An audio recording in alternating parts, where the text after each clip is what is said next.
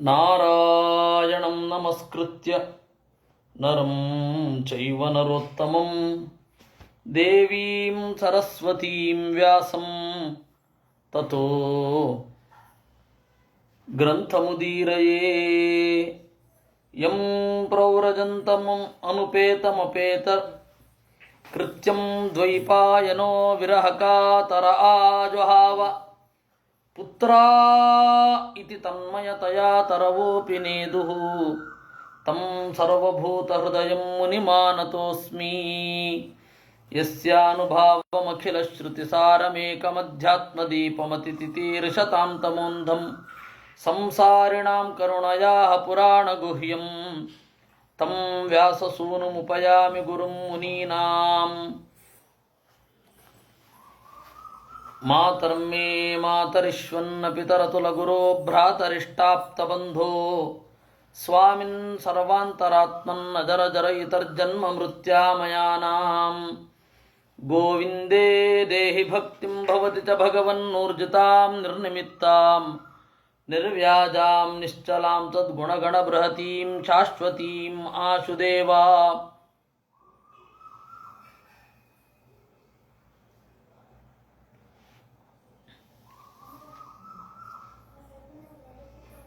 ನಿನ್ನೆ ನಾವು ನೋಡಿದ್ದೆವು ಸ್ವಪ್ನ ನಮಗೆ ಇಷ್ಟ ಇದ್ರೂ ಬರುತ್ತೆ, ಇಷ್ಟ ಇಲ್ಲದೆ ಹೋದರೂ ಬರುತ್ತೆ. ಈ ಸ್ವಪ್ನ ಬೀಳಬೇಕು ಅಂತ ಅಂದ್ಕೊಂಡ್ರೆ ಅದು ಬರೋಲ್ಲ, ಈ ಸ್ವಪ್ನ ಬೀಳಬಾರದು ಅಂದರೆ ಅದು ಬರದೇ ಇರಲ್ಲ. ಈ ರೀತಿ ಸಂಸಾರ ಅಂತ ಹೇಳಿ ಸ್ವಪ್ನದ ದೃಷ್ಟಾಂತವನ್ನು ಹೇಳ್ತಾರೆ. ಅಷ್ಟೇ ವಿನಃ ಬೇರೆ ಅಲ್ಲ. ದುಃಖರೂಪೋಪಿ ಸಂಸಾರ ಅಬುದ್ಧಿಪೂರ್ವಂ ಅವಾಪ್ಯತೆ ಯಥಾ ಸ್ವಪ್ನೆ ಶಿರಶ್ಛೇದಂ ಸ್ವಯಂ ಕೃತ್ವಾತ್ಮನೋ ವಶಃ. ಸಂಸಾರ ದುಃಖರೂಪ. ಸುಖವನ್ನು ಬೇಕಂದರೆ ಕೇಳಿ ಯಾರು, ಆ ಸುಖ ಸಿಗದೇ ಇರ್ಬೋದು, ಆದರೆ ಸುಖ ನಾವು ಕೇಳದೇ ಇರೋ ಸುಖ ಸಿಗತ್ತೆ. ಅದೇ ರೀತಿ ದುಃಖಕ್ಕಾಗಿ ಯಾರು ಪ್ರಯತ್ನ ಪಟ್ಟಿರಲ್ಲ, ದುಃಖವೂ ಸಿಗುತ್ತೆ. ಸ್ವಪ್ನದಲ್ಲಿ ಶಿರಶ್ಛೇದವನ್ನು ನಾವು ನೋಡ್ಕೊಳ್ತೇವೆ, ತಲೆ ಕತ್ತರಿಸಿಕೊಂಡದ್ದು ಅಥವಾ ತಲೆ ಕತ್ತರಿಸಿದ್ದು. ಅದು ಸಂಸ್ಕಾರ. ಯಾವುದೋ ಒಂದು ತಲೆಯನ್ನು ನೋಡಿದಾಗ, ಕತ್ತರಿಸಿ ಬಿದ್ದ ತಲೆಯನ್ನು ನೋಡಿದಾಗ ಈ ಥರ ನನಗಾಗೋದ್ರೆ ಅಂತ ಹೇಳಿ ಒಂದು ಫ್ರ್ಯಾಕ್ಷನ್ ಆಫ್ ಸೆಕೆಂಡಲ್ಲಿರುತ್ತೆ. ಅದೇನು ದೀರ್ಘಕಾಲ ಇರೋಲ್ಲ, ಆದರೆ ಆ ಫ್ರ್ಯಾಕ್ಷನ್ ಆಫ್ ಸೆಕೆಂಡಲ್ಲಿ ಇರೋದನ್ನು ನಾವು ಗಾಢವಾಗಿ ತುಂಬ್ಕೊಂಡ್ಬಿಟ್ಟಿರ್ತೀವಿ. ಅದು ನಮಗೆ ಗೊತ್ತಿರಲ್ಲ, ಅದು ಕನಸಿನಲ್ಲಿ ಬೀಳುತ್ತೆ.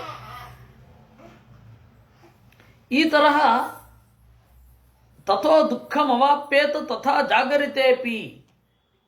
ಕನಸಿನಲ್ಲಿ ಯಾವ ರೀತಿ ನಮ್ಮ ವಶ ಇಲ್ಲದೆ, ನಮ್ಮ ಆಧೀನ್ಯ ಇಲ್ಲದೆ, ನಮ್ಮ ಪ್ರಯತ್ನ ಇಲ್ಲದೆ ನಮಗೆ ಸುಖ ದುಃಖಾದಿಗಳು ತೋರ್ತದೋ, ಹಾಗೆ ಎಚ್ಚರದಲ್ಲಿಯೂ ಕೂಡ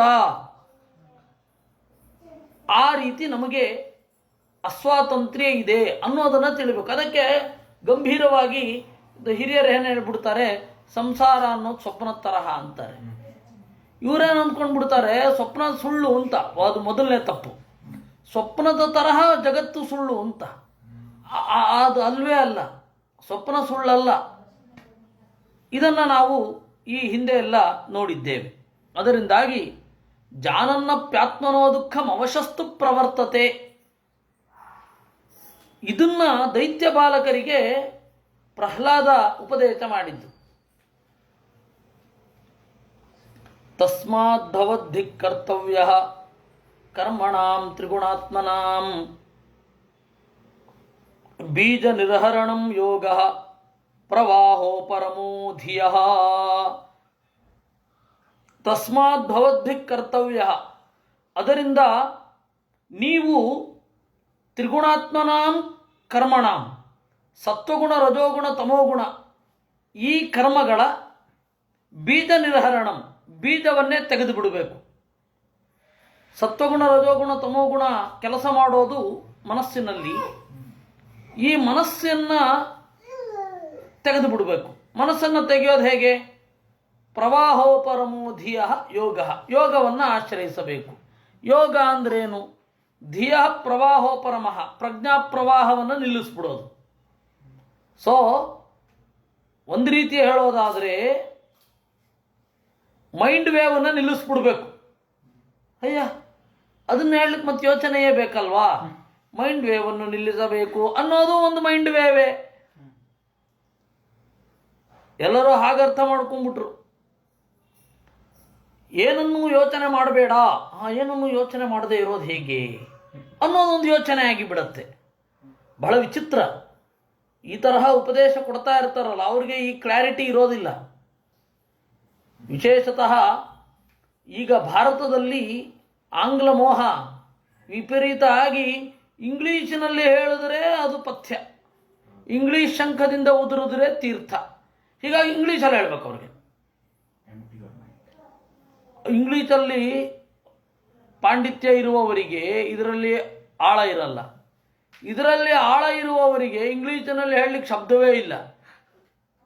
ಏನು ಹೇಳ್ತೀರಾ? ಯಾಕೆಂದರೆ ಏನು ಹೇಳಿದ್ರು ಇನ್ನೊಂದು ಅರ್ಥ ಆಗುತ್ತೆ ಇಂಗ್ಲೀಷಿನಲ್ಲಿ. ನಮ್ಮ ಶಬ್ದಗಳು ಅವರ ಶಬ್ದಗಳು ಮ್ಯಾಚೇ ಆಗೋದಿಲ್ಲ. ನಾವೇನೋ ಹೇಳಬೇಕು ಅಂದ್ಕೊಂಡಿರ್ತೀವಿ, ಅದೇನೋ ಇರುತ್ತೆ. ಆ ಮೂಲಭೂತವಾದ ಭಾವನೆಗಳೇ ಅಸಂಗತ. ಹೋಲಿ ಶಿಟ್ ಅಂತ ಹೇಳಿದರೆ ಅದ್ಭುತ ಅಂತ ಅರ್ಥ ಅಂತೆ. ಯಾರಿಗೆ ಗೊತ್ತಾಗಬೇಕು? ಅದನ್ನು ಹೆಂಗೆ ಅನುವಾದ ಮಾಡೋದು? ನಾವು ಅದನ್ನು ಹೇಳಲಿಕ್ಕಾಗಲ್ಲ, ಬಿಡ್ಲಿಕ್ಕಾಗಲ್ಲ. ಅದನ್ನು ಹೇಳಿದ್ರೆ ಈಗಿನವ್ರಿಗೆ ಅರ್ಥ ಆಗಬಹುದೇನೋ, ಆದರೆ ಅದು ಕನ್ವೆನೇ ಆಗಲ್ಲ. ಎಲ್ಲ ಸಮಸ್ಯೆಗಳು ಭಾಷೆಯ ಮೂಲಭೂತವಾದ ಥಾಟ್ ಪ್ರೊಸೆಸ್ಸೇ ಚೇಂಜ್ ಆಗೋಗಿರುತ್ತೆ. ನಾವು ಒಂದನ್ನು ಯೋಚನೆ ಮಾಡೋದಕ್ಕೂ ಅವರೊಂದು ಯೋಚನೆ ಮಾಡೋದಕ್ಕೂ ನಮಗೆ ಈ ಸಂಸ್ಕೃತದವ್ರಿಗೆ ಹಾಳಾದ್ದು ಆ ಶಬ್ದದ ಮೂಲ ಕೊಟ್ಟೋಗಿರ್ತೀವಿ. ಆ ಶಬ್ದದ ಮೂಲಕ್ಕೆ ಹೋದ್ಮೇಲೆ ಶುದ್ಧವಾದ ಶಬ್ದವನ್ನು ಬಳಸಬೇಕು ಅಂತಿರುತ್ತೆ. ಈ ಆಂಗ್ಲರ ಶಬ್ದಗಳೆಲ್ಲ ಇದೆಯಲ್ಲ, ಅದನ್ನ ನಿರ್ಮೂಲವಾಗಿಯೇ ಬಳಸಬೇಕು. ಅದು ಮೂಲವ್ಯಾಧಿ ಇರೋ ನಮ್ಮಂಥವ್ರಿಗೆ ಆಗಲ್ಲ. ಹೀಗಾಗಿ ಭಾರಿ ಕಷ್ಟ. ನಾವೇನೋ ಆಳಕ್ಕೆ ಹೋಗಿದ್ದೀವಿ ಅಂತಲ್ಲ, ಭಾರತೀಯ ಸಿದ್ಧಾಂತ ಒಂದು ಐಡಿಯಾ ಇದೆ. ಇದನ್ನು ಜನರಿಗೆ ಇದು ಇಷ್ಟ ಆಗುವಲ್ಲ. ಕಾರಣ ಏನು ಅಂದರೆ ಇಂಗ್ಲೀಷಲ್ಲಿ ಹೇಳ್ತಾ ಇಲ್ಲ ಅಂತ. ಇಂಗ್ಲೀಷಿನಲ್ಲಿ ಎಲ್ಲರನ್ನು ಪ್ರೀತಿಸಿ, ಎಲ್ಲರನ್ನು ಚೆನ್ನಾಗಿ ನೋಡ್ಕೊಳ್ಳಿ, ಇಷ್ಟೇ ಹೇಳಲಿಕ್ಕಾಗೋದು. ಅದಕ್ಕಿಂತ ಇನ್ನೇನು ಹೇಳಲಿಕ್ಕಾಗತ್ತೆ? ಏನು ಹೇಳಲಿಕ್ಕಾಗಲ್ಲ. ಅದರಿಂದಾಗಿ ಇಂಗ್ಲೀಷಿನಲ್ಲಿ ಅನುವಾದ ಮಾಡುವವರು ಇದರ ಮೇಲ್ನೋಟದ ಅರ್ಥ ಮಾತ್ರ ಆಗುವುದು. ಆಚಾರ್ಯರನ್ನು ಓದ್ಕೊಂಡಿರಲ್ಲ ಅವರು. ಅದು ಮಧ್ವಾಚಾರ್ಯರಂತೂ ಬಹಳ ಕಡಿಮೆ ಜನ, ಬೆರಳೆಣಿಕೆಯಷ್ಟು ಜನ ತಾತ್ಪರ್ಯವನ್ನು ಓದಿದ್ದಾರೆ ಅಂತ ಹೇಳಬೇಕು. ಇಷ್ಟೊಂದು ಸುಧಾಮಂಗಳಗಳಾಗ್ತಾ ಇರುವ ಪ್ರಸಂಗಗಳಲ್ಲಿಯೂ ಬೆರಳೆಣಿಕೆಯಷ್ಟು ಜನ ಸರ್ವಮೂಲವನ್ನು ಓದಿ ಉಪಸ್ಥಿತಿಯಲ್ಲಿ ಇಟ್ಕೊಂಡಿದ್ದಾರೆ ಅಂತ ಹೇಳಬೇಕು. ಈ ಹಿನ್ನೆಲೆಯಲ್ಲಿ ಏನಾಗತ್ತೆ, ಕಷ್ಟ. ಅವರು ಈ ತರಹದ ಪರಸ್ಪರ ವಿರುದ್ಧವಾದ ಕಾನ್ಸೆಪ್ಟನ್ನು ಹೇಳ್ತಾ ಹೋಗ್ತಾರೆ. ಅದು ಇನ್ನಷ್ಟು ಗೊಂದಲ ಆಗತ್ತೆ ನೋಡಿ. ಅದರ ಥರದ್ದಿದೊಂದು ಯೋಗ ಪ್ರವಾಹೋಪರಮೋ ಧಿಯ. ಧಿಯ ಪ್ರಜ್ಞೆಯ ಪ್ರವಾಹ ನಿಂತು ಬಿಡೋದೇನಿದೆ ಉಪರಮ. ಅದಕ್ಕೆ ಆಚಾರ್ಯರು ಹೇಳಿದ್ರು, ಧಿಯ ಪ್ರವಾಹಸ್ಯ ಉಪ ಪರಮೇಶ್ವರೇ ರಮಣಂ. ಬುದ್ಧಿಯನ್ನ ದೇವರಲ್ಲಿ ಇಡೋದು ಅಂತ ಅರ್ಥ ಅಂದ್ರು ಆಚಾರ್ಯರು. ಉಪ ಅಂದರೆ ಹತ್ತಿರ ಅಥವಾ ಎತ್ತರ. ಎತ್ತರದಲ್ಲಿ ಇಡೋದು ಅಂದರೆ ದೇವರಲ್ಲಿ ಇಡ್ತಾ ಹೋಗುವುದು. ಜಗತ್ತಿನ ವ್ಯಾಪಾರಗಳನ್ನು ಗಮನಿಸದೇ ಇರೋದಲ್ಲ ಪ್ರಜ್ಞಾ ಪ್ರವಾಹ ನಿಲ್ಲಿಸೋದು. ಅಂದರೆ ನಿಲ್ಲಿಸೋದು ಹೇಗೆ? ಈ ಜಗತ್ತನ್ನು ಯೋಚನೆ ಮಾಡದೇ ಇರೋದು ಹೇಗೆ ಅಂದರೆ ದೇವರನ್ನ ಯೋಚನೆ ಮಾಡಿದರೆ ಅಂತ ಉತ್ತರ. ದೇವರನ್ನ ಯೋಚನೆ ಮಾಡ್ತಾ ಇದ್ರೆ ಈ ಜಗತ್ತನ್ನು ಯೋಚನೆ ಮಾಡಿದ್ರು ಅದರ ಎಫೆಕ್ಟ್ ಇರಲ್ಲ ಅಂತ. ಈ ಅರ್ಥ ಬೇರೆ ಅಲ್ಲ. ಪ್ರವಾಹೋಪರಮಃ ಧಿಯ ಪ್ರಜ್ಞೆಯ ಜಗತ್ತಿನ ಬಗೆಗೆ ಯೋಚನೆ ಮಾಡಿದ್ರೆ ಏನು ಎಫೆಕ್ಟ್ ಆಗುತ್ತೆ ಅದು ಇಲ್ಲದೆ ಇರೋದು. ಜಗತ್ತಿನ ಬಗೆಗೆ ಯೋಚನೆ ಮಾಡಿದ್ರೆ ಏನು ಎಫೆಕ್ಟ್ ಆಗುತ್ತೆ? ಆ ವಿಷಯದ ಲೇಪ. ಆ ವಿಚಾರವನ್ನೇ ಯೋಚನೆ ಮಾಡ್ತಾ ಮಾಡ್ತಾ ಮಾಡ್ತಾ ನಮಗೆ ಅದರ ಸಮಸ್ಯೆಗಳು, ನಮ್ಮ ಮನಸ್ಸಿಗೆ ಅಂಟಿಕೊಳ್ಳೋದು, ಅದು ಮನಸ್ಸಿನ ಸಮಸ್ಯೆ. ಅದಿಲ್ಲದೆ ಇರೋದು. ಒಬ್ಬ ಸೂಕ್ಷ್ಮ ಮನಸ್ಸಿನ ವ್ಯಕ್ತಿ, ಬಹಳ ದೊಡ್ಡ ಸಂಗೀತಗಾರರು ಅವರು, ಅವರನ್ನ ತಗೊಂಡು ಹೋಗಿ ಇದು ಯಾವುದೋ ಕೋರ್ಟಲ್ಲಿ ವಿಜಿಲೆನ್ಸ್ ಡಿಪಾರ್ಟ್ಮೆಂಟ್ಗೆ ಹಾಕ್ಬಿಟ್ರು. ಕಲಾವಿದರ ಮನಸ್ಸು ಬಹಳ ಸೂಕ್ಷ್ಮ ಇರುತ್ತೆ. ಅವ್ರನ್ನ ತಗೊಂಡೋಗಿ ವಿಜಿಲೆನ್ಸ್ ಡಿಪಾರ್ಟ್ಮೆಂಟ್ಗೆ ಹಾಕ್ಬಿಟ್ರು. ಅವರು ಮುಗಿದು ಹೋಯ್ತು. ಆ ಅಪರಾಧ, ಈ ಸಂಗೀತ ಎಲ್ಲಿಂದ ಎಲ್ಲಿಗೆ ಮ್ಯಾಚ್ ಆಗಬೇಕು. ಬಹಳ ಸಂಗೀತದಲ್ಲಿ ಬಹಳ ಎತ್ತರದ ಸಾಧಕ ಆ ಮನುಷ್ಯ, ಬಹಳ ಎತ್ತರದ ಸಾಧಕ. ಆದರೆ ಅವ್ರನ್ನ ವಿಜಿಲೆನ್ಸ್ ಡಿಪಾರ್ಟ್ಮೆಂಟ್ಗೆ ಹಾಕಿಬಿಟ್ಟು ಅವರ ಸೂಕ್ಷ್ಮ ಮನಸ್ಸು ಅದನ್ನು ತಡೆದುಕೊಳ್ಳದೆ ನಮ್ಮ ಬಳಗದವರಿಗೆ ಅವರನ್ನು ಪರಿಚಯಿಸುವ ಅವಕಾಶ ಆಗಲಿಲ್ಲ. ಯಾಕೆ ಅಂತ ಹೇಳಿದರೆ ಇದೇ ಸಮಸ್ಯೆ, ಸೂಕ್ಷ್ಮತೆ ಪ್ರಾಬ್ಲಮ್. ಯಾರಲ್ಲಿ ನೋಡಿದ್ರು ಮೊದಲು ಅಪರಾಧ ನೋಡಿ ಆಮೇಲೆ ಅವ್ರನ್ನ ಸರಿ ಮಾಡ್ಕೊಳ್ತಾ ಇದ್ರು. ಎಲ್ಲಿಗೆ ಕರ್ಕೊಂಡು ಹೋಗೋಣ ನಾವು ಅವ್ರನ್ನ? ನನ್ನ ಕಂಡ್ರೆ ಬಹಳ ಪ್ರೀತಿ ಇತ್ತು, ಆದರೆ ಕಷ್ಟ. ಇನ್ನೂ ಅವಕಾಶ ಇಲ್ಲ, ಯಾಕೆಂದರೆ ಅವರು ಈ ಲೋಕದಲ್ಲಿ ಇಲ್ಲ. ಅದರಿಂದಾಗಿ ಅವರು ಬಹಳ ಸೂಕ್ಷ್ಮವಾದ ಮನಸ್ಸು. ಅದರ ಎಫೆಕ್ಟ್ ಏನು ಅಂತಂದರೆ, ಎಲ್ಲರಲ್ಲಿಯೂ ಮೊದಲು ಅಪರಾಧವನ್ನು ನೋಡ್ತಾ ಇರ್ತಿದ್ರು, ಪೊಲೀಸರ ತರಹ. ಮೊದಲು ಅನುಮಾನದಿಂದಲೇ ನೋಡೋದು, ಆಮೇಲೆ ಖಾತ್ರಿ ಆಗೋದು. ನನ್ನನ್ನು ಕೂಡ ಅನುಮಾನದಿಂದ ನೋಡಿದ್ದಾರೆ. ಇವನ ಉದ್ದೇಶ ಏನು, ಇಷ್ಟೊಂದು ಈ ರೀತಿ ವ್ಯವಹಾರ ಹೆಂಗೆ ಸಾಧ್ಯ ಅಂತ. ಇದೆಲ್ಲ ಸಮಸ್ಯೆಗಳು. ಅಂದರೆ ಜಗತ್ತನ್ನು ನೋಡ್ತಾ ಇರೋದರಿಂದ ಒಂದೇನೋ ಸಮಸ್ಯೆ ಉಂಟು. ಜಗತ್ತಿನಲ್ಲಿಯೇ ಇರುವುದರಿಂದ ನಮ್ಮ ಬುದ್ಧಿ ಏನೋ ಸಮಸ್ಯೆಗೆ ಒಳಗಾಗೋದುಂಟು. ಅದನ್ನು ದೇವರಲ್ಲಿ ನೆಲೆಗೊಳಿಸಿದರೆ ಅದಾಗುವಲ್ಲ. ಯಾಕೆ ಅಂದರೆ ಅದರ ಎಫೆಕ್ಟ್ ಏನು? ಮನಸ್ಸು ಅಪರಾಧ ಮೊದಲಾದವುಗಳನ್ನು ಗಾಢವಾಗಿ ಹಚ್ಚಿಕೊಳ್ಳೋದು, ಎಲ್ಲರನ್ನ ಸಂಶಯಾತ್ಮಕವಾಗಿ ನೋಡೋದು, ಇವುಗಳಿಂದ ತಪ್ಪಿಸ್ಕೊಳ್ಬೇಕು ಅಂದರೆ ಏನು ಮಾಡಬೇಕು? ಭಯ ಉಂಟಾಗದೇ ಇರೋದು ಮನಸ್ಸಿಗೆ.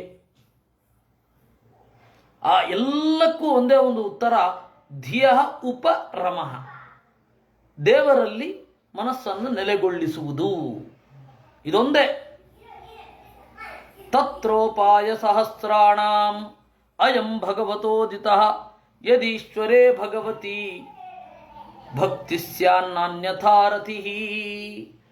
ಸಾವಿರಾರು ಉಪಾಯಗಳಿದೆ ಮನಸ್ಸನ್ನು ನಿಯಂತ್ರಣ ಮಾಡೋದು ಹೇಗೆ ಅನ್ನೋದಕ್ಕೆ. ಬೌದ್ಧರ ಸೂತ್ರದಲ್ಲಿಯೇ ಸುಮಾರು 1000 ತರಹದ ಪ್ರಾಣಾಯಾಮಗಳನ್ನು ಹೇಳ್ತಾರೆ. ಇರೋದು ಮೂಗು, 2 ಹೊರಡೆ. ಅದರಲ್ಲಿ 1000 ತರಹದ ಉಪಾಯಗಳು. ಅದೆಲ್ಲ ವೈದಿಕ ಮೂಲದ್ದೇ, ಎಲ್ಲೋ ಒಂದು ಕಡೆಯಿಂದ ವೇದಕ್ಕೆ ಕನೆಕ್ಟ್ ಆಗ್ತದೆ.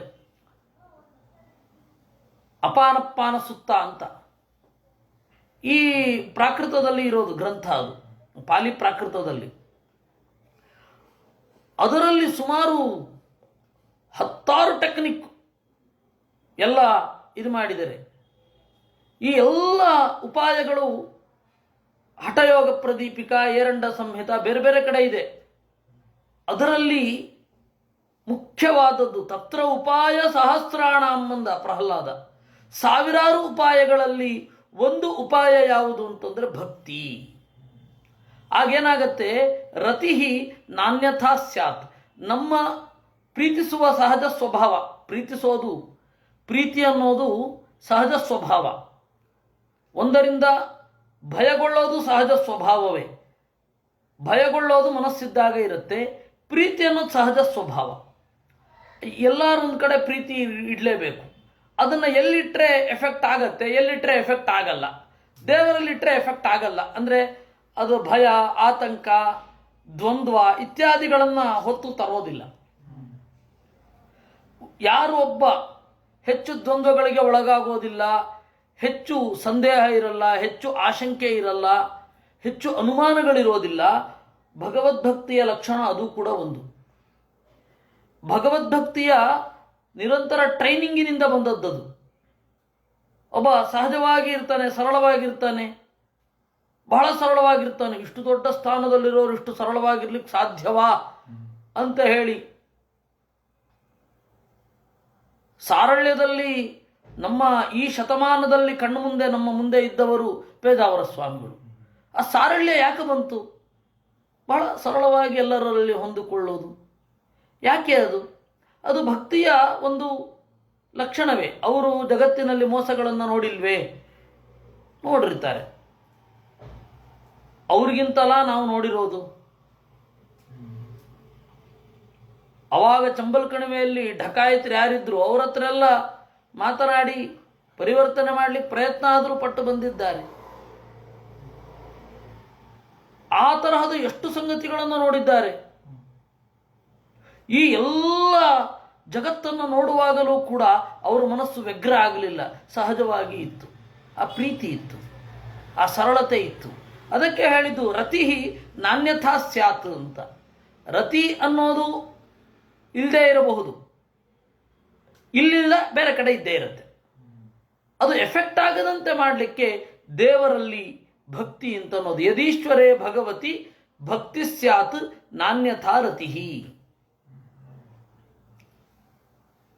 ಗುರು ಶುಶ್ರೂಷಯ ಭಕ್ತ್ಯ ಸರ್ವಲಾಭಾರ್ಪಣೇನ ಚ ಸಂಗೇನ ಸಾಧು ಭಕ್ತಾನಾಂ ಈಶ್ವರಾರಾಧನೇನ ಚ. ಅದಕ್ಕೆ ಗುರುಗಳ ಶುಶ್ರೂಷೆ ಮುಖ್ಯ. ಶುಶ್ರೂಷೆ ಅನ್ನೋದು ಏನಾಗುತ್ತೆ? ಸೇವೆ ಅಂತ. ಸೇವೆ ಯಾಕೆ? ಶುಶ್ರೂಷ ಅಂದರೆ ಶ್ರೋತುಮಿಚ್ಛ, ಕೇಳುವ ಬಯಕೆ ಅಂತ. ಒಬ್ಬ ಸೇವೆ ಮಾಡೋದು ಯಾಕೆ? ಕೇಳುವ ಬಯಕೆಯಿಂದ. ಗುರು ಶುಶ್ರೂಷೆ ಯಾಕೆ ಮಾಡಬೇಕು ಅಂತಂದ್ರೆ ಮಹಾಭಾರತದಲ್ಲಿ ಆರಂಭವೇ 4 ತರಹದ ಗುರು ಶುಶ್ರೂಷೆಯ ಕಥೆಗಳಿದೆ ಮಹಾಭಾರತದ ಆರಂಭದಲ್ಲಿ. ಉದಂಕ, ಆಮೇಲೆ ಉದ್ದಾಲಕ, ಇನ್ನಿಬ್ಬರು ಕಥೆ ಉಪಮನ್ಯು, ಬೈದ, 4 ತರಹದ ಕಥೆಗಳು. ಅದರಲ್ಲಿ ಗುರು ಶುಶ್ರೂಷೆ ಮಾಡಿದವರಿಗೆ ಸಿಟ್ಟು ಕಡಿಮೆ ಆಗಿರುತ್ತೆ. ಆಮೇಲೆ ವಿಪರೀತ ಅಡಮೆಂಟ್ ಆಗಿರಲ್ಲ ಅವರು. ಈ ಎಲ್ಲ ಗುಣಗಳು ಗುರು ಶುಶ್ರೂಷೆ ಮಾಡಿದಾಗ ಇಳಿದು ಬಂದಿರುತ್ತೆ. ಹಾಗೇ ಒಬ್ಬ ವೇದಾಂತವನ್ನು ಕಲಿತವನಿಗೆ ಎಷ್ಟು ಸಿಟ್ಟಿರುತ್ತೆ, ಎಷ್ಟು ಇಂಟಾಲರೆನ್ಸ್ ಇರುತ್ತೆ ಅನ್ನೋದನ್ನು ಅಲ್ಲಿ ಹೇಳುತ್ತಾರೆ. ಹಾಗಂತ ಹೇಳಿ ಕೆಲವರು ಪಾಠ ಮಾಡ್ತೇವೆ ಅಂತ ಹೇಳಿ ಪಾಠವೇ ಮಾಡದೆ ಆಡಿಸೋದು ಅದು ಅಪರಾಧ. ಆದರೆ ಶುಶ್ರೂಷೆಯೂ ಒಂದು ಸ್ವಲ್ಪ ಇರಬೇಕು. ಕಾರಣ ಏನು ಅಂತಂದರೆ ಅವರ ಮನಸ್ಸನ್ನು ತಿದ್ದುತ್ತಾರೆ. ಆ ಶುಶ್ರೂಷೆ ಅನ್ನೋದು ತಿದ್ದುತ್ತೆ ಮನಸ್ಸನ್ನು, ಅದನ್ನು ಹತೋಟಿಯಲ್ಲಿ ಇರಿಸುತ್ತೆ. ಇದು ಗುರು ಶುಶ್ರೂಷ. ಮತ್ತೆ ಭಕ್ತಿ ದೇವರಲ್ಲಿ ಸರ್ವ ಲಾಭಾರ್ಪಣೆಯನ ಚ. ಏನು ಸಂತೋಷ ಆಗತ್ತೆ ಅದೆಲ್ಲವೂ ದೇವರಲ್ಲಿ ಅರ್ಪಿಸೋದು ಕಲಿಯಬೇಕು. ಸಂಗೇನ ಸಾಧು ಭಕ್ತಾನಾಂ, ಸಜ್ಜನರಲ್ಲಿ ಸಂಘ ಪ್ರೀತಿ. ಇನ್ನು ಈಶ್ವರ ಆರಾಧನಾ, ಪ್ರತೀಕದಲ್ಲಿ ಪ್ರತೀಕ ಇಲ್ಲದೆ ದೇವರನ್ನು ಆರಾಧನೆ ಮಾಡೋದು. ಎರಡೂ ಇರದೆ ಈಶ್ವರಾರಾಧನಾ ಅಂದರೆ ಪ್ರತೀಕದಲ್ಲಿ ದೇವರನ್ನು ಆರಾಧನೆ ಮಾಡೋದು, ಪ್ರತೀಕ ಇದ್ದುಕೊಂಡು ಪ್ರತೀಕ ಇಲ್ಲದೇನೆ ದೇವರನ್ನು ಆರಾಧನೆ ಮಾಡೋದು. ಪ್ರತೀಕ ಇದ್ದುಕೊಂಡು ದೇವರ ಆರಾಧನೆ ಮಾಡೋದೇನಿದೆ, ಅಭಿಷೇಕ ಇತ್ಯಾದಿಗಳು, ಪರ್ವಗಳಲ್ಲಿ ಅಭಿಷೇಕ ಇತ್ಯಾದಿಗಳು, ಅಗ್ನಿಯಲ್ಲಿ ಹೋಮ ಮೊದಲಾದವುಗಳು. ಇದು ಪ್ರತೀಕದಲ್ಲಿ ದೇವರ ಪೂಜೆ. ಪ್ರತೀಕವಿಲ್ಲದೆ ದೇವರ ಪೂಜೆ ಅಂತಂದರೆ ಧ್ಯಾನ ಮಾಡೋದು. ಎರಡೂ ಇರಬೇಕು. ಇದು ಈಶ್ವರ ಆರಾಧನಾ. ಶ್ರದ್ಧೆಯ ತತ್ಕಥಾಯಾಂಚ ಕೀರ್ತನೇರ್ ಗುಣಕರ್ಮಣಾಂ ತತ್ಪದಾಂಬುರಹಧ್ಯಾನಾತ್ ತಲ್ಲಿಂಗೇ ಕ್ಷಾರ್ಹಣಾದಿಭಿ. ದೇವರ ಕಥೆಯಲ್ಲಿ ಶ್ರದ್ಧೆ. ಇನ್ನು ಕೀರ್ತನೇರ್ ಗುಣಕರ್ಮಣಾಂ, ದೇವರ ಗುಣ ಹಾಗೂ ಕರ್ಮಗಳ ಕೀರ್ತನೆ. ಯಾಕೆ ಅಂತಂದರೆ ಅದನ್ನು ಹೇಳ್ತಾ ಮನನ ಮಾಡ್ತಾ ಅದೊಂದು ಧ್ಯಾನವೇ ಆಗಿಬಿಡುತ್ತೆ. ನೀವು ಭಾಗವತ ಮಹಾಭಾರತವನ್ನು ಯೋಚನೆ ಮಾಡುವಾಗ ಆ ದೇವರ ನಡೆ ನುಡಿ, ದೇವರು ಕೈಯನ್ನು ತಡೆದು ಹೇಳಿದ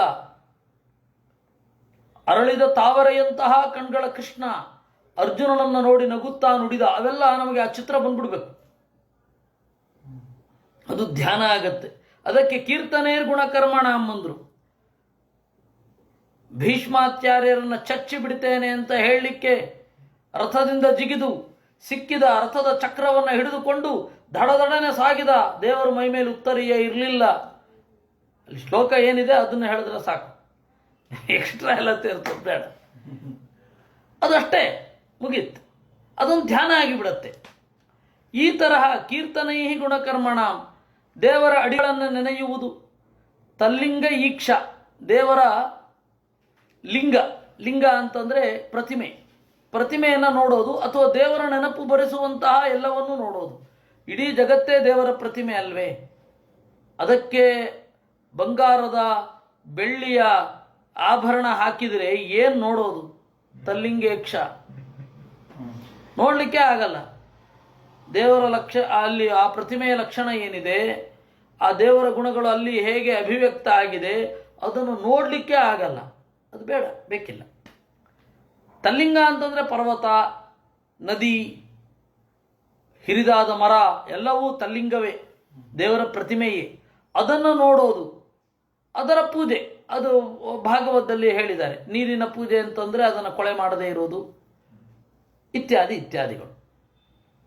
ಹರಿಸ್ಸರ್ವೇಷು ಭೂತೇಷು ಭಗವಾನ್ ಆಸ್ತ ಈಶ್ವರ ಇತಿ ಭೂತಾನಿ ಮನಸಾ ಕಾಮೈಸ್ತೈ ಸಾಧುಮಾನಯೇತ್.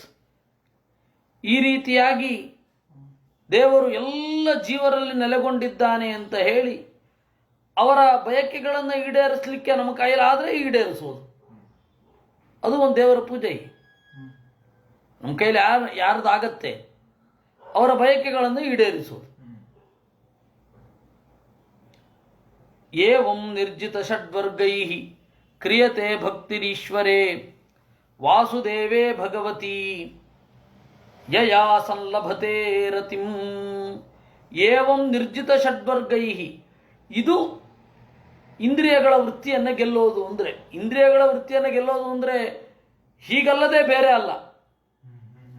ಇಂದ್ರಿಯಗಳ ವೃತ್ತಿಯನ್ನು ಗೆಲ್ಲೋದು ಅಂತಂದರೆ ಹಿಂಗೆ ಕೂತು ಬಿಡಬೇಕು, ಯಾವುದಕ್ಕೂ ರಿಯಾಕ್ಟ್ ಮಾಡಬಾರದು ಅಂತಲ್ಲ.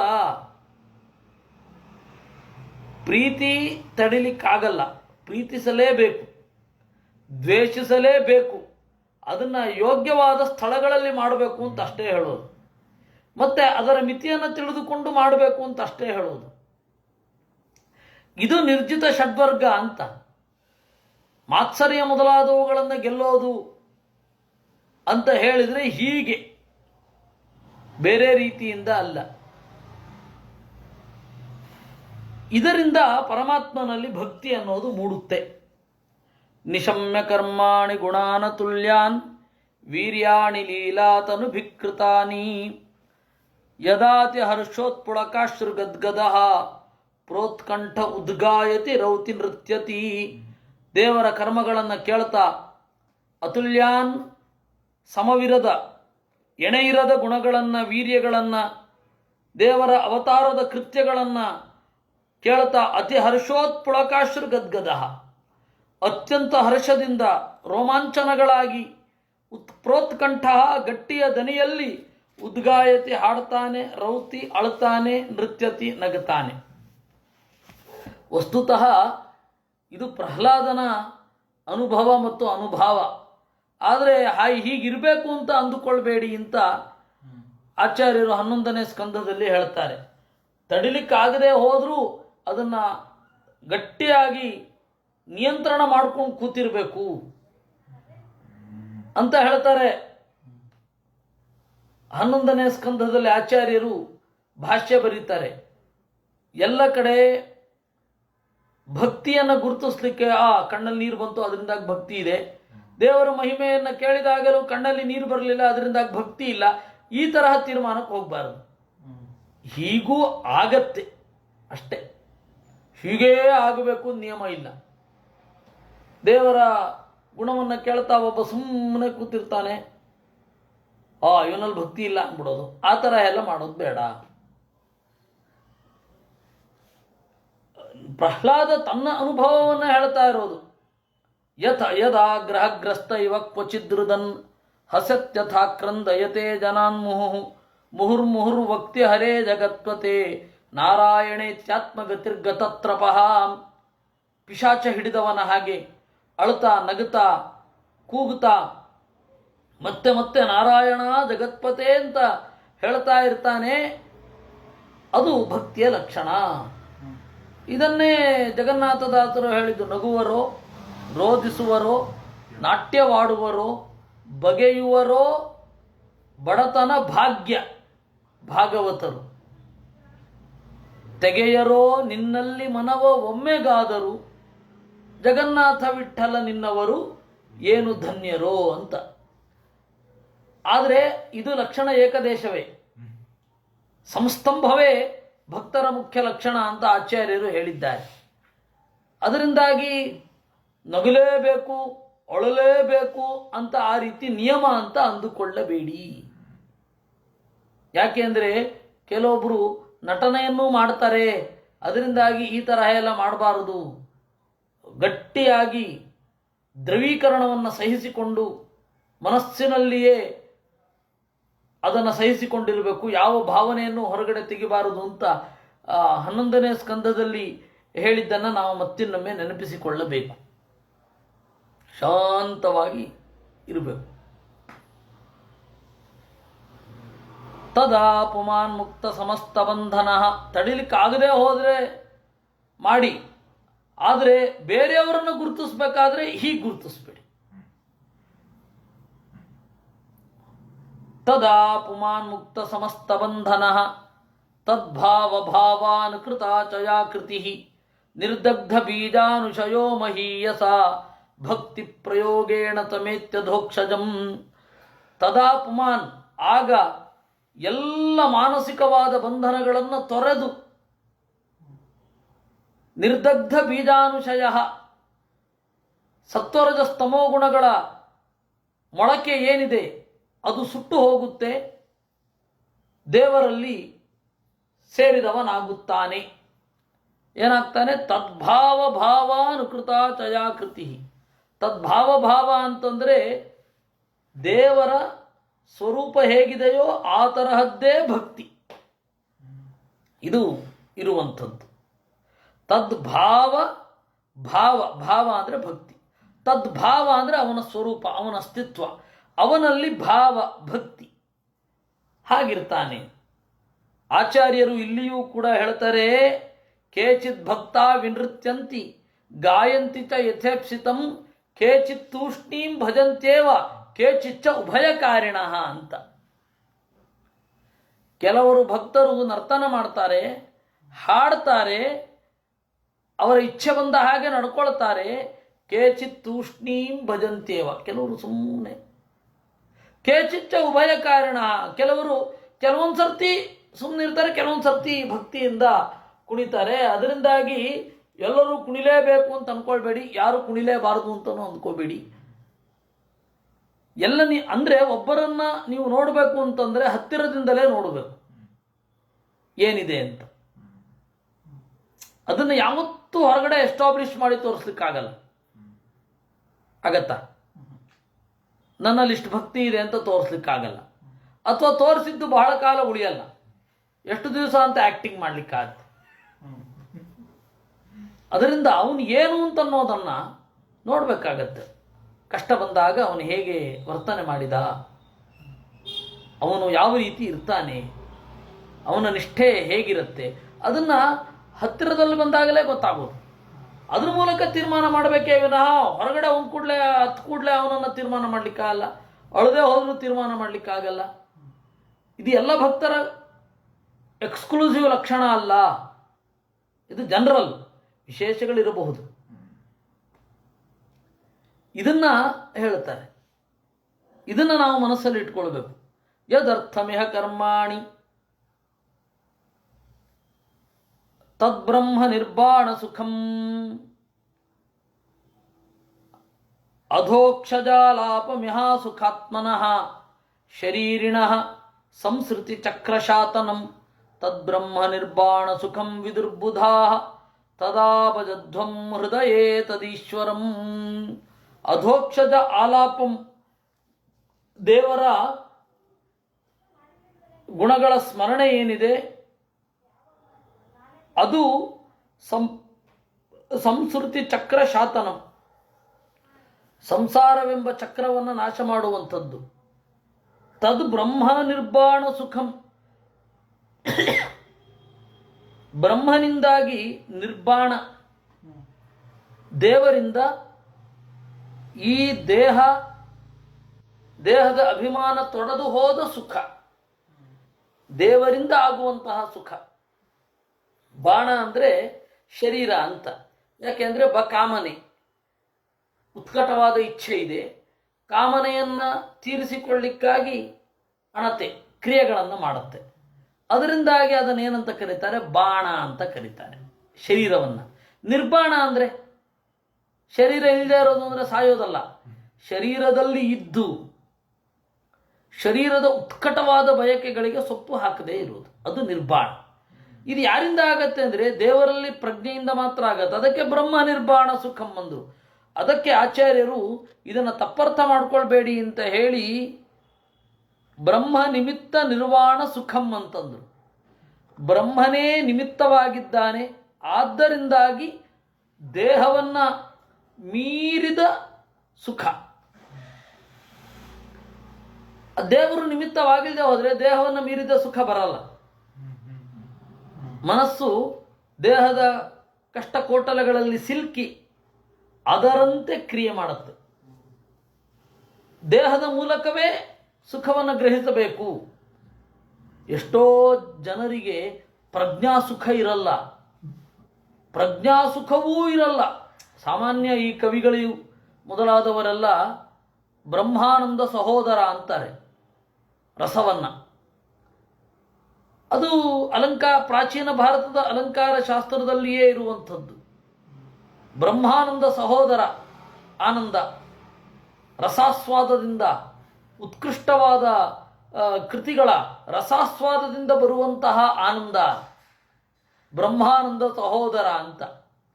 ಭಾಗವತಾದಿಗಳನ್ನು ಚಿಂತನೆ ಮಾಡುವಾಗ ಹೊರಗಡೆ ಏನೇ ಕಿರಿಕಿರಿ ಕಷ್ಟಗಳಿದ್ರೂ ಕೂಡ ಅದರ ಆಳದಲ್ಲಿ ಒಂದು ಸುಖವನ್ನು ಕಾಣೋದಿದೆಯಲ್ಲ, ಅದು ಒಳ್ಳೆಯ ಸೈನ್. ಅದು ದೇಹವನ್ನು ಮೀರಿ ಸುಖವನ್ನು ಪಡೆಯುವಂತಹ ಸಾಧ್ಯತೆಗಳಿದೆ ಅಂತನ್ನುವ ಸೈನ್. ಅದು ಎಲ್ಲ ಸರಿ. ಆದರೆ ಸಾಮಾನ್ಯರಿಗೆ ಅದು ತಲುಪೋಲ್ಲ. ಆ ದೇವರು ನಿಮಿತ್ತವಾಗಿಲ್ಲ, ದೇವರ ಬಗೆಗೆ ಈ ಅರಿವಿಲ್ಲ ಅಂತಂದ್ರೆ ಅವರೇನ್ ಮಾಡ್ತಾರೆ?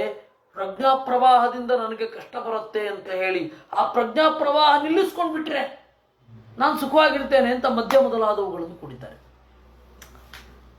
ಸುಖ ಯಾಕೆ ಅಂತ ಅನ್ಸತ್ತೆ ಅವ್ರಿಗೆ. ಅಯ್ಯೋ, ಈ ಪ್ರಜ್ಞೆ ನಿರಂತರವಾಗಿ ಹರಿತಾ ಇರುತ್ತೆ, ಅದು ಸುಖ. ಆ ಸುಖ ಇಲ್ಲ. ಆ ಪ್ರಜ್ಞೆ ಅನ್ನೋದೇ ವಿಪರೀತ ಟಾರ್ಚರ್ ಆಗಲಿಕ್ಕೆ ಶುರು ಆದಾಗ, ಕೆಟ್ಟ ಪರಿಸರಗಳನ್ನು ಪ್ರಜ್ಞೆ ಹೀರಿಕೊಂಡು ವಿಪರೀತ ಸಮಸ್ಯೆಗೆ ಒಳಗಾಗ್ತಾ ಇದ್ದಾಗ ಏನ್ ಮಾಡೋದು? ಆ ಟೆನ್ಷನ್ ತಡ್ಕೊಳ್ಳಿಕ್ಕಾಗದೇನೆ ಕುಡಿತಾರೆ. ಕುಡಿಯೋದು ಏನಂತೆ? ಆ ಪ್ರಜ್ಞೆ ನಿಂತು ಬಿಡುತ್ತೆ. ಅದರಿಂದಾಗಿ ಕುಡಿತ ಸುಖ ಅಂತ.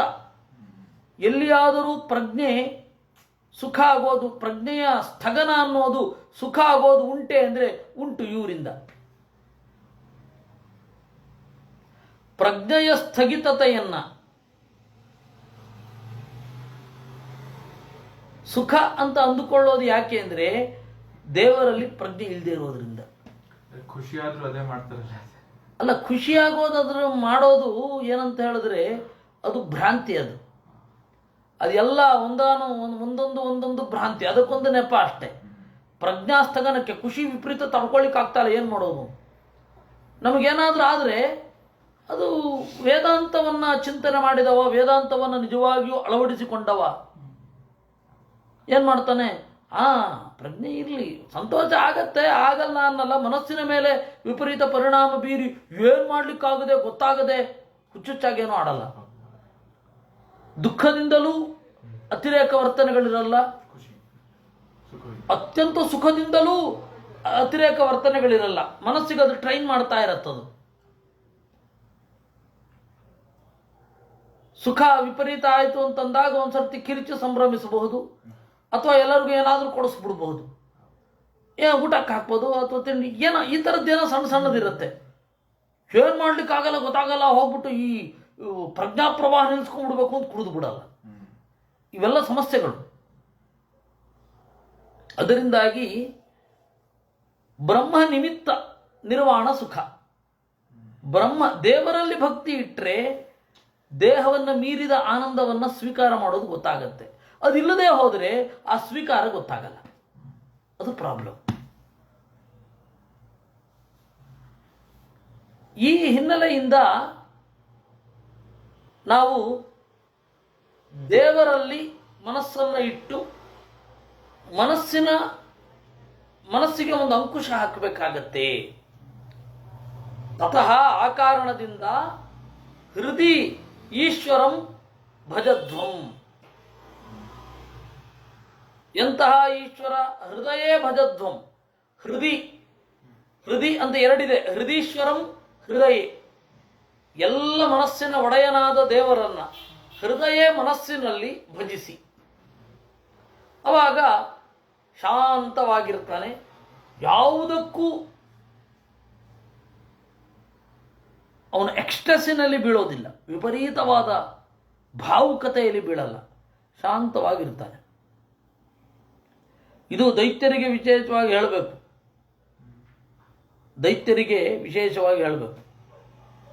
ಆಮೇಲೆ ಆ ದೈತ್ಯರ ತರಹ ಆಡತಕ್ಕಂತಹ ಮನುಷ್ಯರಿಗೂ ಹೇಳಬೇಕಾಗತ್ತೆ. ಏನೋ ಒಂದು ನಮ್ಮ ಆನಂದದ ಅಭಿವ್ಯಕ್ತಿಯನ್ನು ಮಾಡಿಬಿಡ್ಬೇಕು.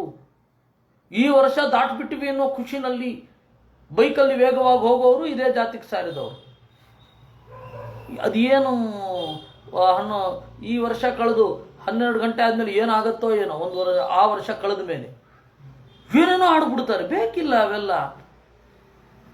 ಅಸ್ಯಾತ್ಮನ ಸಖ್ಯುರಚೆ ಕೋತಿ ಪ್ರಯಾಸೋ ಸುರಬಾಲಕಾಹರೇ ಉಪಾತನೆ ಸ್ವೇ ಹೃದಯ ಛಿದ್ರವತ್ಸತಃ ಅಸ್ಯಾತ್ಮನಃ ಸಖ್ಯುರಶೇಷ ದೇಹಿನಾಂ ಸಾಮಾನ್ಯತ ಕಿಂ ವಿಷಯೋಪಪಾದನೈಃ.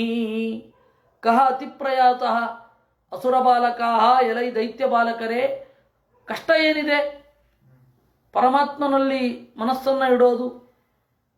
ಈ ಶ್ಲೋಕದಲ್ಲಿ ನೋಡಿ, ಈ ಪದ ಇದೆ 3 ಮತ್ತು 4ನೇ ಪಾದಗಳಲ್ಲಿ. ಅಸ್ಯ ಆತ್ಮನಃ ಸಖ್ಯು ಅಶೇಷ ದೇಹಿನಾಂ ಸಾಮಾನ್ಯತಃ ಕಿಂ ವಿಷಯೋಪಪಾದನೈ ಅಂತ. ಎಲ್ಲಿಗೆ ಅನ್ವಯ ಅಂತಾನೆ ಗೊತ್ತಾಗಲ್ಲ. ಅಸ್ಯ ಈ ಪರಮಾತ್ಮನ, ಆತ್ಮನಃ ಅಂದರೆ ಜೀವ ಅಂತ ನಮಗೆ, ಅಶೇಷ ದೇಹಿನಾಂ ಅಂತುಂಟು. ಅದಕ್ಕೇನು ಮಾಡಬೇಕು? ಆತ್ಮ ಅಂದರೆ ಅಂತರ್ಯಾಮಿ ಅಂತ ಮಾಡೋಣ, ಸಖ ಅಂದರೆ ಗೆಳೆಯ ಅಂತ ಮಾಡೋಣ. ಈ ಗೆಳೆಯನ ಉಪಾಸನೆ, ಗೆಳೆಯನಾದ ಹರಿಯ ಉಪಾಸನೆಯಲ್ಲಿ ಏನು ಕಷ್ಟ? ಆಯಿತು, ಒಂದು ಸರಿ ಹೋಯಿತು.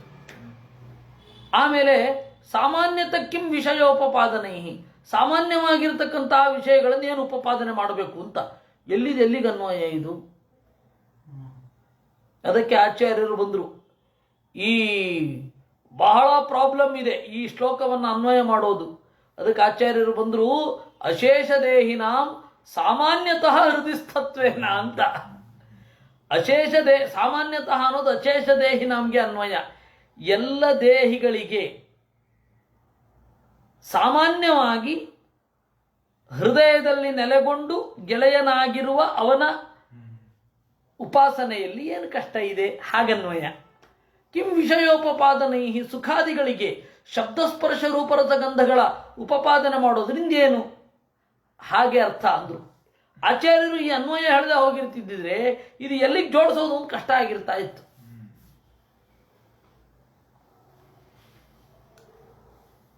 ಈ ಚೈನೀಸ್ ಚಕ್ಕರ್ ಅಂತೆಲ್ಲ ಆಟ ಬರುತ್ತೆ. ಅದರಲ್ಲಿ ಮೊದಲನೇ ನಡೆ ಹೀಗಾಗ್ಬಿಟ್ರೆ ಇನ್ನೆಲ್ಲ ಕರೆಕ್ಟ್ ಆಗತ್ತೆ.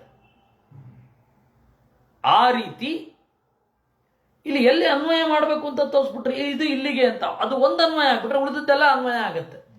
ಆ ತರಹ ಆಚಾರ್ಯರು ತಾತ್ಪರ್ಯ ಬರೆದರು. ಅಶೇಷ ದೇಹಿನಾಂ ಸಾಮಾನ್ಯತಃ ಹೃದಯಸ್ಥತ್ವೇನ ಅಂದ್ಬಿಟ್ರು, ಮುಗೀತು. ಹಾಗನ್ವಯ ಮಾಡಬೇಕು. ಇಲ್ಲ ಅಂದರೆ ಇದಕ್ಕೆ ಏನೇನೇನೇನೇನೋ ಅನ್ವಯಗಳು, ಏನೇನೇನೇನೋ ಅರ್ಥಗಳು. ಆ ಒದ್ದಾಟ ನಮಗೆ ಆಗಬೇಕು. ಯಾಕೆಂದ್ರೆ ಆಚಾರ ಸರಿ ಮಾಡಿಕೊಟ್ಬಿಟ್ಟಿದ್ದಾರಲ್ಲ, ಹಿಂದಿನವ್ರದ್ದನ್ನು ತಗೊಂಡೇನು ಮಾಡೋಣ. ಮೊದಲು ಪ್ರದೀಪ್ ಅವ್ರ ಮನೆಯಲ್ಲಿ ಸುಮಾರು 7 ವರ್ಷ ಭಾಗವತ ಆಯಿತು. ಆವಾಗ ಏನಾಯಿತು, ಶ್ರೀಧರಿಯ ಎಲ್ಲರ ವ್ಯಾಖ್ಯಾನವನ್ನು ರೆಫರ್ ಮಾಡಿ ಹೇಳ್ತಾ ಇರ್ತಿದ್ದೆ. ಆಮೇಲೆ ಅಲ್ಲ, ಆಚಾರ್ಯರು ಹೇಳಿದ ಮೇಲೆ ಬೇರೆ ಯಾರೋ ತಪ್ಪಿರಬೇಕು ಅಂತ ಹೇಳಿತಾನೆ ಆಚಾರ್ಯರು ಸರಿ ಮಾಡೋದು. ಅದನ್ನೆಲ್ಲ ಯಾಕೆ ಹೇಳಬೇಕು ಜನರಿಗೆ, ಕೇಳುಗರಿಗೆ ಅಂತ ಹೇಳಿ ಅದನ್ನೆಲ್ಲ ಬಿಟ್ಟೆ ಈ ಸರ್ತಿ. ಅದರಿಂದ ಈ ರೀತಿ ಅರ್ಥ. ಏವಂ ಹಿ ಲೋಕಾಃ ರಾಯಕ್ಕಳತ್ರಂ ಪಶವಸ್ತುತಾದಯೋ ಗುಹಾಮಹೀ ಕುಂಜರಕೋಶಭೂತಯಃ ಸರ್ವೇರ್ಥಕಾಮಾಃ ಕ್ಷಣಭಂಗುರಾಯುಷಃ ಕುರ್ವಂತಿ ಮರ್ತ್ಯಸ್ಯ ಕಿಯತ್ಪ್ರಿಯಂ ಚಲಾಃ. ಹಣ, ಹೆಂಡತಿ, ಪಶು, ಮಕ್ಕಳು ಮೊದಲಾದವರು, ಒಳ್ಳೆ ಮನೆ, ಭೂಮಿ, ಆನೆ ಮೊದಲಾದವುಗಳು, ಕೋಶ, ಈ ಸಂಪತ್ತು ಎಲ್ಲ ಅರ್ಥಕಾಮಗಳು ಕ್ಷಣಭಂಗುರಾಯುಷಃ ಅತ್ಯಂತ ಸ್ವಲ್ಪ ಕಾಲ ಇರ್ತವೆ. ಆಮೇಲೆ ಎಷ್ಟು ಪ್ರಿಯವನ್ನು ಉಂಟು ಮಾಡ್ತವೆ. ಇದೆಲ್ಲ ಇದ್ಮೇಲೆ ಇನ್ನೆಲ್ಲಿಗೋ ಮನುಷ್ಯ ಹೋಗ್ತಾನೆ. ಅಂದರೆ ಅವನ ಸ್ವರೂಪ ಅದರಿಂದ ತೃಪ್ತವಾಗಿರಲ್ಲ ಅಂತ ಅರ್ಥ. ಇದು ಎಲ್ಲರಿಗೂ ಅನ್ವಯ. ಇದು ಕೇವಲ ಕಳತ್ರಂ ಅಂತ ಹೇಳಿದ್ದು ಹೆಣ್ಣಿಗೆ ಗಂಡು, ಗಂಡಿಗೆ ಹೆಣ್ಣು, ಹಂಗೆ. ಅದು ಲಿಂಗ ಅವಿವಕ್ಷೆ. ಅದು ಯಾರಿಗೆ ಅಂತ ಅನ್ನೋದ್ರ ಮೇಲೆ ಅದು ಕಳತ್ರ ಅನ್ನೋದು ಶಬ್ದದ ಅರ್ಥದ. ಇಲ್ಲ ಅಂತಂದ್ರೆ ಓ ಹೆಣ್ಣು ಮಾತ್ರ ಮಾಯೆಯೋ ಅಂದ್ರೆ ಆಚಾರ್ಯ ಎಲ್ಲ ರೀತಿ ಹೇಳಿದ್ದಾರೆ. ಗಂಡು ಮಾಯೆಯೇ ಹೆಣ್ಣಿಗೆ. ಒಂದು ಹೆಣ್ಣು ಗಂಡಿಗಾಗಿ ಜೀವವನ್ನು ತೆಗೆಯುವುದಿಲ್ಲವೇನು? ಅದೇ ರೀತಿ ಹೆಣ್ಣು ಗಂಡಿಗೆ ಜೀವನವನ್ನು ತೆಯ್ತಾಳೆ, ಗಂಡು ಹೆಣ್ಣಿಗೆ ಜೀವನವನ್ನು ತೆಯ್ತಾನೆ. ಅದರಿಂದಾಗಿ ಅದರ ಮಿತಿ ಅರ್ಥ ಮಾಡ್ಕೊಳ್ಳಿ ಅಂತನ್ನೋ ಕಾನ್ಸೆಪ್ಟ್ ಇದೆಯೇ ವಿನಃ ಹೆಣ್ಣನ್ನು ಬೈತಾ ಇಲ್ಲ ಇಲ್ಲಿ, ಬೈಬೇಕಾಗಿಯೂ ಇಲ್ಲ. ನೀವು ಸರಿಯಾಗಿ ನೋಡಿದರೆ, ಯಾಕೆಂದ್ರೆ ಆಚಾರ್ಯರು ಹಿಂದೆ ಎಲ್ಲ ಅದನ್ನೇ ಲಿಂಗ ಲಿಂಗ ಲಿಂಗಂ ಅವಿವಕ್ಷಿತಂ ಅಂತ ಹೇಳ್ತಾರೆ. ಇದನ್ನ ಗೀತಾ ಭಾಷ್ಯದಲ್ಲೇ ಆಚಾರ್ಯರು ಹೇಳಿದ್ದು ಲಿಂಗಂ ಅವಿವಕ್ಷಿತಂ. ಇಲ್ಲಿ ಪುರುಷ ಅಂತಂದ್ರೆ ಹೆಣ್ಣು ಅಥವಾ ಗಂಡು ಅಂತ ಅಲ್ಲಪ್ಪ, ಜೀವ ಅಂತ ಅರ್ಥ. ಯಾಕೆ ಅಂದ್ರೆ ಸಾಧಕರು ಎಲ್ಲೂ ಇರ್ತಾರೆ, ಯಾರೂ ಸಾಧಕರಾಗಿರಲ್ಲ. ಗಂಡೇ ಸಾಧಕ ಆಗಬೇಕು ಅಂತಿಲ್ಲ, ಹೆಣ್ಣು ಮಾತ್ರ ಸಾಧಕಳಾಗ್ತಾಳೆ ಅಂತನೂ ಇಲ್ಲ. ಇಬ್ರು ಸಾಧಕರಾಗಿರೋಲ್ಲ, ಇಬ್ರು ಸಾಧಕರಾಗಿರ್ತಾರೆ. ಅದರಿಂದ ಲಿಂಗ ಅವಿವಕ್ಷಿತ.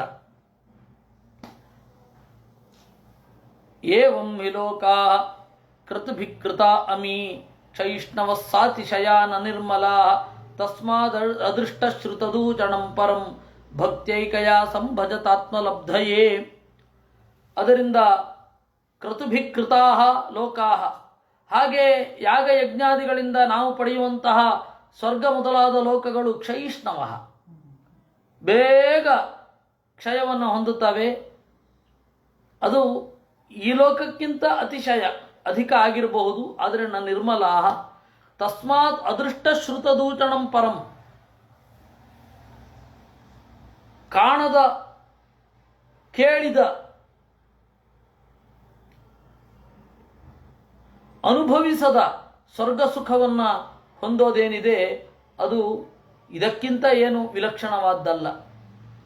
ಭಕ್ತ್ಯೈಕಯ, ಅದರಿಂದ ಭಕ್ತಿಯನ್ನ ಆತ್ಮಲಬ್ಧಿಗಾಗಿ ಬಳಸಿ, ಬೇರೆ ಅಲ್ಲ. ಯದರ್ಥಮಿಹ ಕರ್ಮಾಣಿ ವಿದ್ಯಂಗಾನ್ಯಸ ಕೃನ್ನರಃ ಕರೋತ್ಯತೋ ವಿಪರ್ಯಾಸಂ ಅಮೋಘಂ ವಿಂದತೆ ಪರಂ. ಆ ಸುಖಕ್ಕಾಗಿ ವೇದ ಹೇಳಿದಂತೆ ಲೋಕದ ಶಾಸ್ತ್ರ ಇರುವ ಹಾಗೆ ಕರ್ಮಗಳನ್ನು ಮಾಡ್ತಾನೆ. ಆ ಸುಖ ದೇವರ ನಿಶ್ಚಲವಾದ ಭಕ್ತಿಯಿಂದ ಸಿಗತ್ತೆ ಅಂತಂದ್ಬಿಟ್ರೆ ಇದನ್ನ ಯಾಕೆ ಮಾಡ್ತಾನೆ? ಅಮೋಘಂ ಅಪರಂ ವಿಂದತೆ, ವ್ಯರ್ಥವಲ್ಲದ ಇನ್ಯಾವುದೋ ಒಂದನ್ನು ಮಾಡ್ತಾನೋ. ಸುಖಾಯ ದುಃಖ ಮೋಕ್ಷಾಯ ಸಂಕಲ್ಪ ಇಹ ಕರ್ಮಣಃ ಸಮಾಪ್ನೋತೀಹ ಯಾ ದುಃಖಂ ಅನೀಹಾಯಾಂ ಸುಖಾಶ್ರಿತಃ. ಸಂಕಲ್ಪ ದುಃಖ ಮೋಕ್ಷ ಸುಖ ಪ್ರಾಪ್ತಿ. ಆದರೆ ಈ ಹಯಾ ದುಃಖಂ, ಪ್ರಯತ್ನ ಪಟ್ಟು ದುಃಖ ಹೊಂದುತ್ತಾನೆ, ಕೆಲವೊಮ್ಮೆ ಪ್ರಯತ್ನ ಇಲ್ಲದೆ ಸುಖ ಬರುತ್ತೆ. ಹೀಗಾಗಿ ಬಿಡುತ್ತೆ. ಕಾಮಾನ್ ಕಾಮಯತೆ ಕಾಮ್ಯಾನ್ ಯದರ್ಥ ಇಹ ಪೂರುಜಃ ಸವೈ ದೇಹಸ್ತು ಪಾರಕ್ಯ ಭಂಗುರ ಅಪೈತಿ ಉಪೈತಿ ಚ. ಯಾವ ದೇಹದ ಸುಖಕ್ಕಾಗಿ ಕಾಮಗಳನ್ನು ಬಯಸ್ತಾನೋ ಆ ದೇಹವೇ ಬೇರೆಯವರಿಗೆ ಸೇರುವಂಥದ್ದು, ಬೇರೆಯವರ ವಶ, ಭಂಗುರ ಬರುತ್ತೆ ಹೋಗ್ತಾ ಇರುತ್ತೆ. ಅದರಿಂದಾಗಿ ಸುಖದ ದೈಹಿಕ ಸುಖಕ್ಕಾಗಿ, ದೈಹಿಕ ಸೌಲಭ್ಯಕ್ಕಾಗಿ ಏನಿದೆ ಅದನ್ನು ಕಲಿಬೇಕು. ಯಾರಾದರೂ ಒಬ್ಬ ಕಲಿಲೇಬೇಕು. ನಾವಲ್ಲ, ಇನ್ನೊಬ್ಬ ಯಾರೋ ಕಲಿಲೇಬೇಕು. ಭಕ್ತನಲ್ಲದವ ಆ ಜಗತ್ತಿನ ನಿಯಮಗಳನ್ನು ತನ್ನ ಸೌಲಭ್ಯಕ್ಕೆ ಹೇಗೆ ಬಳಸ್ಕೊಳ್ಬೇಕು ಅಂತನ್ನುವ ಶಾಸ್ತ್ರವನ್ನು ಕಲಿದೇ ಇರಲಿಕ್ಕಾಗಲ್ಲ. ಕಲಿತೇ ಕಲಿಬೇಕು. ನಮ್ಮಲ್ಲೇ ಯಾರೋ ಒಬ್ರು ಕಲಿಲೇಬೇಕು. ಫಿಸಿಕ್ಸನ್ನು ತಿಳಿದುಕೊಂಡು ಜಗತ್ತಿಗೆ ಸೌಲಭ್ಯ ಹೇಗೆ, ದೈಹಿಕ ಶ್ರಮವನ್ನು ಕಡಿಮೆ ಮಾಡಿಕೊಳ್ಳೋದು ಹೇಗೆ, ಯಾರೋ ಒಬ್ರು ಕಲಿಲೇಬೇಕು. ಅದು ಅಂತಿಮ ಅಲ್ಲ ಅಂತ ಪ್ರಜ್ಞೆ ಇರಬೇಕು. ಇವಾಗ ಯಾರೋ ಒಬ್ಬ ಕಾರ್ ಕಂಡುಹಿಡಿಲೇಬೇಕು. ಕಂಡುಹಿಡಿದಿದ್ದ ಕಾರನ್ನು ನಾವು ಬಳಸ್ಕೋತೀವಿ. ಆ ಜ್ಞಾನ ಅತ್ಯಂತ ಗುಹ್ಯ ಅಲ್ಲ, ಎಲ್ಲರಿಗೂ ಬಿಟ್ಟಿದ್ದದು. ಹೀಗಾಗಿ ದೇಹಕ್ಕಾಗಿ ಜಗತ್ತಿನ ಸೂಕ್ಷ್ಮ ಪದಾರ್ಥಗಳ ಜ್ಞಾನ, ಪಂಚಭೂತಗಳ ಜ್ಞಾನ. ಆದರೆ ಆ ದೇಹವೇ ಪಾರಕ್ಯ ಅನ್ನೋದನ್ನು ತಿಳ್ಕೋ. ಅಂದರೆ ಆ ಸೈನ್ಸಿನ ಮಿತಿಯನ್ನು ತಿಳ್ಕೋ. ಸುಮ್ಮನೆ ಹೇಳ್ತಾರಷ್ಟೇ. ಸೈನ್ಸು ಸತ್ಯಕ್ಕಾಗಿ ಹೊರಟದ್ದು, ಇಟ್ ಇಸ್ ಆಫ್ಟರ್ ಎವಿಡೆನ್ಸ್ ಅಂತ. ಎಷ್ಟು ದೂರ ಅಂತ ಸುಮ್ಮನೆ ಎವಿಡೆನ್ಸ್ ಇಲ್ಲದೆ ಹೋಗ್ತಾ ಇರೋದು. ಅದರ ಮಧ್ಯದಲ್ಲಿ ಏನೋ ಬರ್ತಾ ಇರುತ್ತೆ. ಇದು ದೇವರಿದ್ದಾನೋ ಇಲ್ಲವೋ ಇತ್ಯಾದಿಗಳೆಲ್ಲ ಬೈ ಪ್ರಾಡಕ್ಟ್ ಸೈನ್ಸಿನದ್ದು. ಮನುಷ್ಯನ ದೇಹ ಸುಖವಾಗಿ ಏನನ್ನ ಪಡೆಯುತ್ತೆ ಎನ್ನುವ ಸೌಲಭ್ಯವೇ ಪ್ರಧಾನವಾದದ್ದು ಸೈನ್ಸಿಗೆ. ಮತ್ತಿನ್ನೇನೂ ಇಲ್ಲ.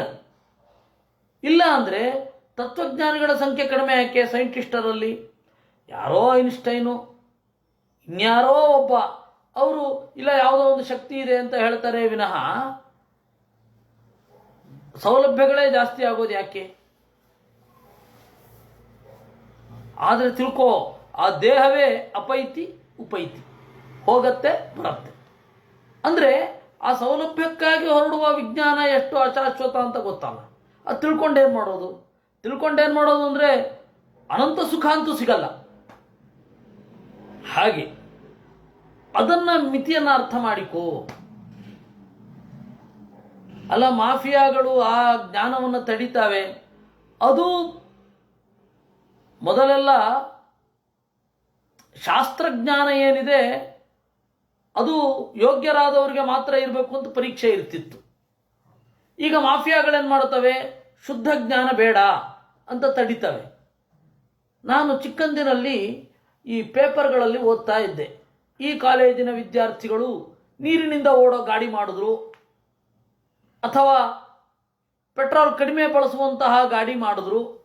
ಯಾಕೆ ಇವರೆಲ್ಲ ಬರಲ್ಲ? ಎಲ್ಲೋ ಹೋಗ್ತಾ ಇರ್ತಾರೆ ಇವರು. ಒಂದು ಸುಮಾರು 5-6 ವರ್ಷ ಆದಮೇಲೆ ಯಾಕೆ ಬರ್ತಾ ಇಲ್ಲ ಇವರು? ಎಲ್ಲ ಮಾಫಿಯಾ ನುಂಗ್ಬಿಟ್ಟಿರತ್ತೆ. ಅವ್ರಿಗೆ ಸಂಬಳ ಕೊಟ್ಟು ನಿನ್ನ ಇದನ್ನು ಮಾಡಬೇಡ ಅಂದರೆ ಶುದ್ಧ ಜ್ಞಾನ ಮಾಫಿಯಾನು ತಡೆಗಟ್ಟತ್ತೆ. ಶುದ್ಧ ಜ್ಞಾನವನ್ನು ಯೋಗ್ಯತೆ ನೋಡ್ಕೊಂಡು ಕೊಡಬೇಕು ಅಂತ ಗುರುಗಳು ಮಾಡ್ತಾರೆ. ಇಬ್ರಿಗೂ ಏನು ವ್ಯತ್ಯಾಸ? ಅಲ್ಲಿ ಕೇವಲ ದೈಹಿಕ ಪ್ರಯೋಜನ, ಅಲ್ಲಿ ನಮ್ಮ ಗುಂಪು ನಡಿಬೇಕು ಒಂದು ಸ್ವಲ್ಪ ದಿವಸ ಅಷ್ಟೇ. ಇಲ್ಲಿ ಹಾಗಲ್ಲ. ಅವನು ದುರುಪಯೋಗ ಮಾಡಬಹುದು, ಜಗತ್ತಿನ ಅಹಿತಕ್ಕೆ ಕಾರಣ ಆಗಿರ್ಬೋದು. ಯಾಕೆಂದ್ರೆ ಇವರು ಸುಖೋಪಭೋಗಗಳಲ್ಲಿ ಕೂಡ ಇರೋದಿಲ್ಲ. ಪರೀಕ್ಷೆ ಮಾಡಿ ಯೋಗ್ಯವಾದದ್ದನ್ನು ಕೊಡ್ತಾರೆ. So intention difference. ಯಾಕೆ ಗುಹ್ಯವಾದದ್ದನ್ನು ಹೇಳ್ತಾರೆ? ಉಪನಿಷತ್ತಿನ ರುಚಿಗಳು ಇದು ಅತ್ಯಂತ ಗುಹ್ಯ ಅಂತ ಯಾಕೆ ಹೇಳ್ತಾರೆ? ಅಯೋಗ್ಯರಿಗೆ ಕೊಡಬೇಡ ಅಂತ. ಇವರು ಯಾವ ಯೋಗ್ಯರಿಗೂ ಕೊಡಲ್ಲ. ಜ್ಞಾನದ ತಡೆ ಹಿಡಿಯೋದು ಎರಡೂ ಸಮಾನ. ಆದರೆ ಇಲ್ಲಿ ಬೇರೆ, ಅಲ್ಲಿ ಬೇರೆ, ಎರಡನ್ನು ತಿಳ್ಕೊಳ್ಬೇಕು. ಇದು ಪ್ರಹ್ಲಾದ ಹೇಳ್ತಾನೆ, ಕಾಮಾನ್ ಕಾಮಯತೆ ಕಾಮ್ಯಾನ್ ಯದರ್ಥ ಇಹ ಪೂರುಚಃ ಸವೈ ದೇಹಸ್ತು ಪಾರಕ್ಯ ಭಂಗುರ ಅಪೈತಿ ಉಪೈತಿ ಚ. ಆ ದೇಹದ ಮೇಲೆ ಇದೆಲ್ಲ ತೀರ್ಮಾನ ಆಗಿರೋದು, ಇವನು ಕೊಡಬೇಕು ಇವನು ಕೊಡಬಾರದು ಇತ್ಯಾದಿಗಳೆಲ್ಲ. ಅದೇ ಬಿದ್ದೋಗುತ್ತಲ್ಲ.